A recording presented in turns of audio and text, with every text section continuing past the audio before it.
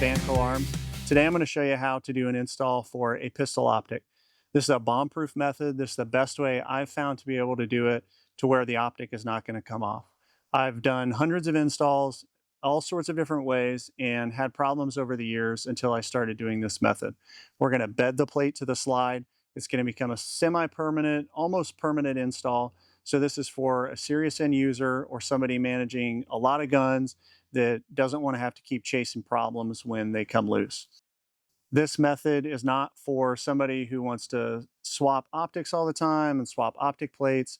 Once you do this, just consider it semi-permanent. It is possible to get it apart, but it's not fun to get it apart.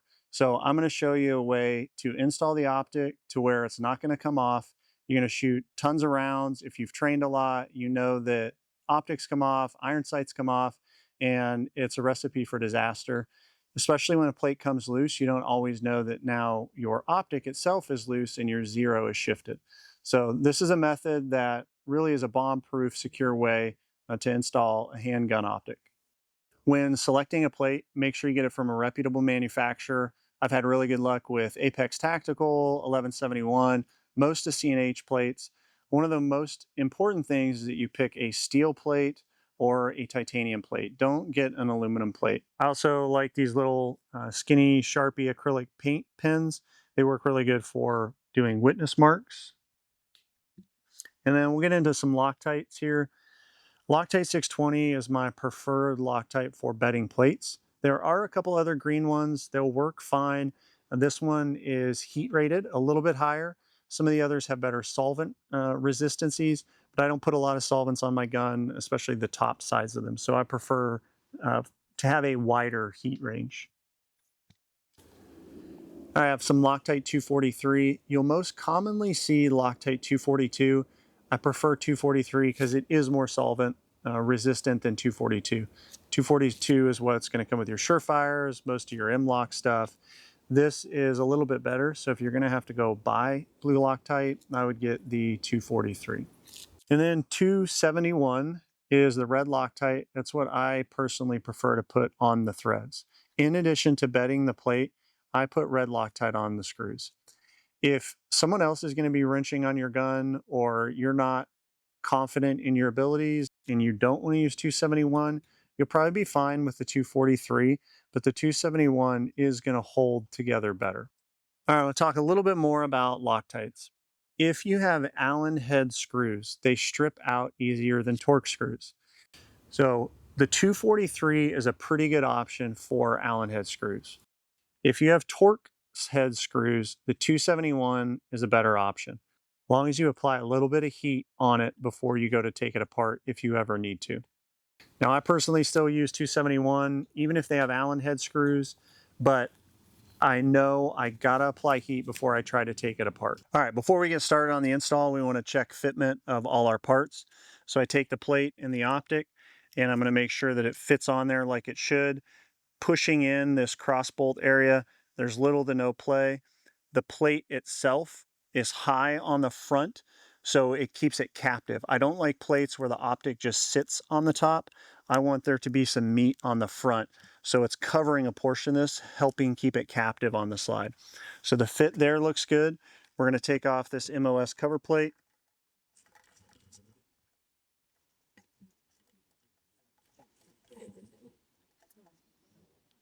I never put these back on, so I'll just trash them. Once a gun has an optic, it's a sin to not have an optic. So then I take the plate, I put it on the slide itself. I make sure there is not a bunch of slop back and forth. So this one looks really good. If it was bad, I would just send it back and get another one. So I've checked the fitment here. There's no play back and forth. The screw holes are aligned and everything looks good. If you had a bad plate, just send it back. You also want to make sure it's level. This plate looks nice and level. It sits flat on the slide. There's no significant gaps, and then you can proceed with our install.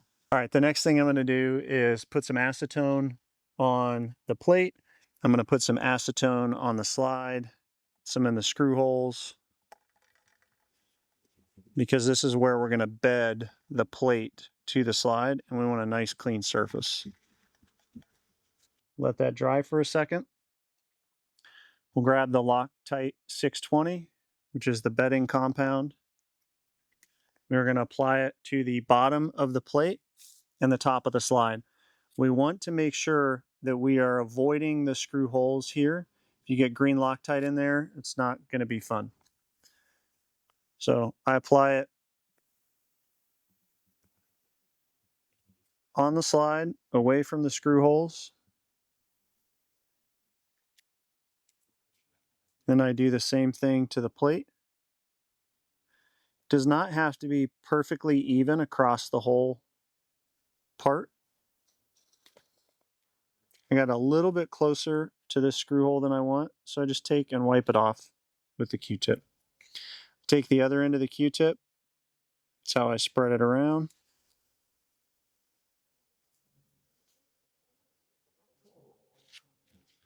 Do the same thing with the slide. I might put a little bit more on there.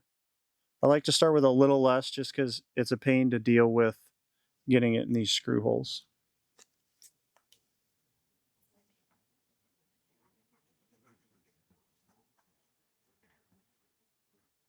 And again, when you're doing this makes it pretty permanent and it should not come off.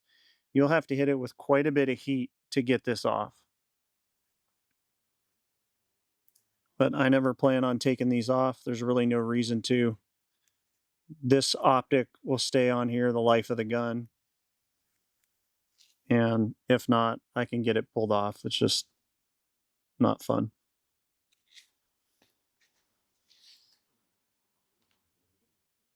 All right, once we get that done, I press it down, move it around. If there's any sort of play, I will forward bias this, so I'll push it forward. Usually if there's a lot of play, I'll just get a different plate because I don't want that kind of play. All right, the next thing I'm going to do is put the screws in. Apex sends hex screws. I prefer Torx. A lot of times I'll swap these out. You can get Torx screws of the same spec from McMaster Cars, a good place to get them. Now, when you put these in, you want to tighten them to 15 inch-pounds. We use the torque limiter for that.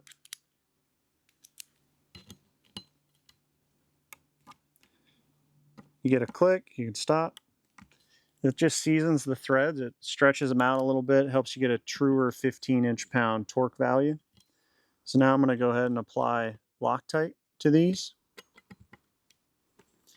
Again, if you're not super confident in your abilities and you're not sure you're going to be the one to take this off, you can use 243, especially because these are Allen heads and more likely to strip than a Torx head.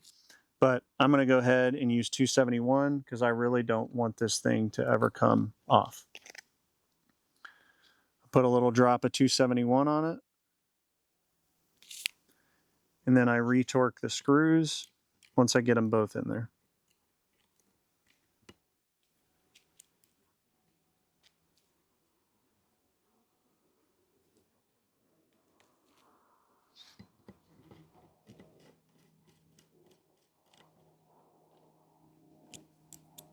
Put my fix-it stick 15 inch-pound torque stop back on. Get a good click. Just kind of triple check everything. I've got a little bit of the bedding compound coming out on the sides, which is fine. I'll just take a Q-tip, try and wipe that off just so I don't get excess everywhere.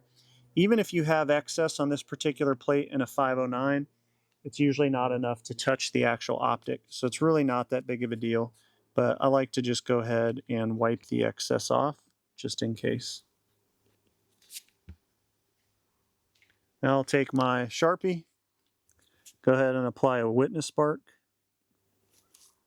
on each one of the screws, just like that. Then if you ever do take your optic off, you'll at least know that your plate is still secure and good to go. Now that we've done that, we're going to go ahead and put the optic on.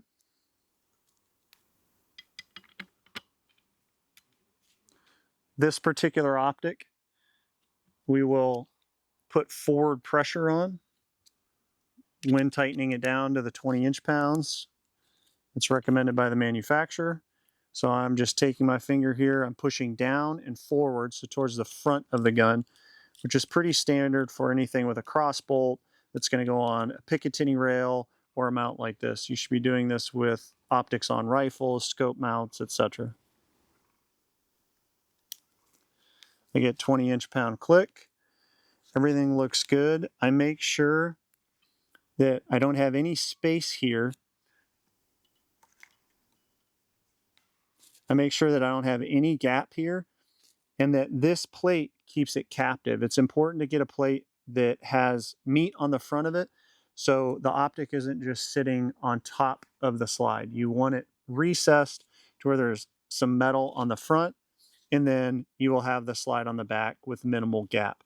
That will help keep it more secure and not have so much shear tension on the bolt itself. I'm going to go ahead and witness mark the actual screw there as well, which makes a really handy reference if it ever does come loose. That particular part, we didn't apply any additional Loctite on. That 20 inch-pounds is plenty good. It has some factory Loctite on it, so that's good enough. You don't want to apply any red Loctite to that. And if that comes loose, it's a really easy fix. But the plate itself should never come loose. Once you have this done, let it set up for 24 hours before you go shoot it, and this should not come off. This is the most effective way I've found to be able to put a red dot on a gun for hard use and have it successfully stay there.